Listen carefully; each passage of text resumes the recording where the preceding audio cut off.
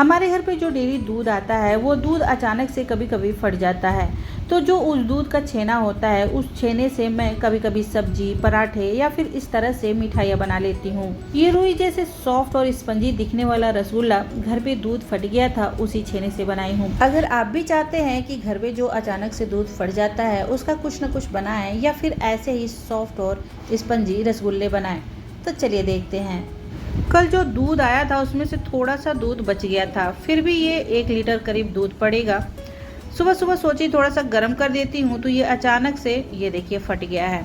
तो मैं सोची आज जो कुछ भी रेसिपी इसका बनाऊंगी वो आप लोग के साथ शेयर करूंगी। तो चलिए रसगुल्ला बनाने की तैयारी करते हैं। सबसे पहले तो हमें छेने को छान लेना है। आपके पास कोई भी जाली वाला बर्तन हो उसमें कपड़ा रखिए और छेने को इस तरह से छान सकते हैं। थोड़ा सा पानी से भी धुल लेते हैं ताकि छेने में थोड़ा बहुत जो स्मेल होगा वो अच्छे से निकल जाएगा। अब पानी को निचोड़ लेते हैं। तुरंत मिठाइयाँ बनाना रहता है तो छेने से पानी जो है अच्छे से निकल नहीं पाता है। इसके लिए हमें ले लेना है कॉटन कपड़ा और इस तरीके से हम चारों तरफ छेने को ढक देंगे ताकि इसमें जो एक्सेस पानी है वो निकल जाए। तो यहाँ देखिए, ये देखिए रुमाल जितना भी एक्सेस पानी है इसमें से निकल गया है। ये रहा हमारा फटे हुए दूध का छेना। जो आप छेना खुद बनाते हैं, जैसे दूध फाड़ के विनेगर या फिर नींबू से जो छेना बनाते हैं या फिर जो दूध फट जाता है उसका छेना होता है, दोनों में बहुत ही फ़र्क होता है। अब यहाँ पे इसे अच्छे से मसल लेना है, एकदम सॉफ्ट बनाना है। जो फटे हुए दूध का छेना होता है उसमें सॉफ्टनेस थोड़ा सा ज़्यादा होती है और जो छेने में खिंचावट होनी चाहिए उस अपेक्षा इसमें थोड़ी सी खिंचावट कम होती है। इसीलिए फटे हुए दूध की आप मिठाइयाँ या फिर सब्जी बनाएं तो वो ज़्यादा देर तक न रखें। अब ये काफ़ी हद तक सॉफ्ट हो गया है। अब एक तरफ गैस पे पानी भी चढ़ा देते हैं। पानी थोड़ा सा ज़्यादा ही रखें क्योंकि उबलते हुए पानी में हमें रसगुल्ले को डालना होता है। जब तक पानी उबलेगा तब तक हम इधर रसगुल्ले का शेप भी तैयार कर लेंगे। एक ऐसे ही रोल करके ज़रूर चेक कर लें क्योंकि इसमें क्रैक्स नहीं आना चाहिए।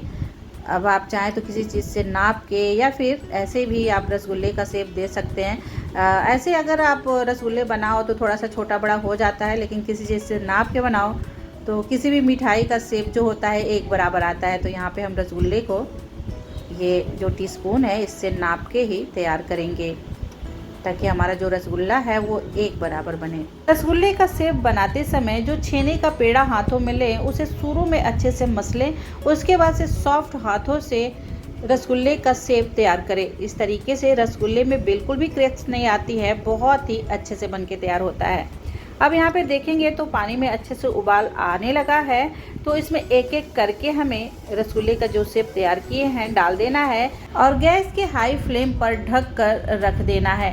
जैसे ही 2-3 मिनट हो एक बार चेक जरूर कर लें कि रसगुल्ले का शेप कैसे है, कहीं पानी तो कम नहीं है। अगर पानी कम हो तो थोड़ा सा डाल लें। हम तो यहाँ पे रसगुल्ले को पानी में ही उबाल रहे हैं। आप चाहे तो पतली सी चाशनी बना के उसमें भी रसगुल्ले को उबाल सकते हैं।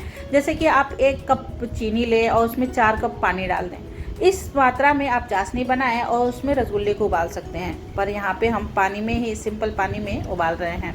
अब यहाँ पे देखिए जो रसगुल्ला है काफ़ी हद तक बड़ा हो गया है। पानी हम बहुत ज़्यादा डाले थे क्योंकि हमें सिंपल पानी में उबालना था, तो इसीलिए हम बहुत ज़्यादा पानी डाल दिए।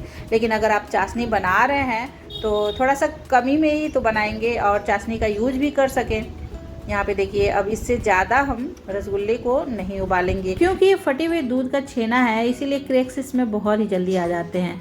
तो देखिए यहाँ पे इससे ज़्यादा हमें नहीं उबालना है। ठंडे पानी में इस रसगुल्ले को छान के निकाल लेना है। यही अगर दूध को फाड़ के उसका जो छेना होता है उससे रसगुल्ले बनाते तो उसमें खिंचाव थोड़ी सी ज़्यादा होती है, इसीलिए उसमें स्पंज ज़्यादा बनता है और इतना जल्दी नहीं फटता है। थोड़ा सा इसमें बर्फ भी डाल देते हैं। रसगुल्ले को कभी भी आप बनाएं तो गर्म पानी से निकाल के ठंडे पानी में ज़रूर रखें ताकि जो उसका स्पंज है वो बरकरार रहे। रसगुल्ले का चाशनी थोड़ा सा पतला ही रहता है, इसके लिए आप जिस भी बर्तन से जितना चीनी लें उससे डबल पानी का इस्तेमाल करना है और गैस के मीडियम फ्लेम पर चीनी को बस गला लेना है।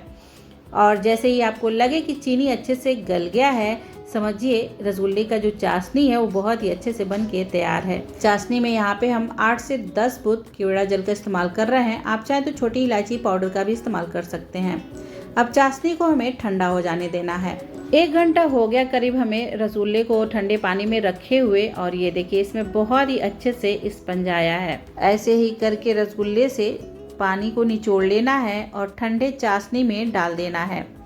1 से 2 घंटा लगेगा, हमारा जो रसगुल्ला है बहुत ही अच्छे से बन के तैयार हो जाएगा।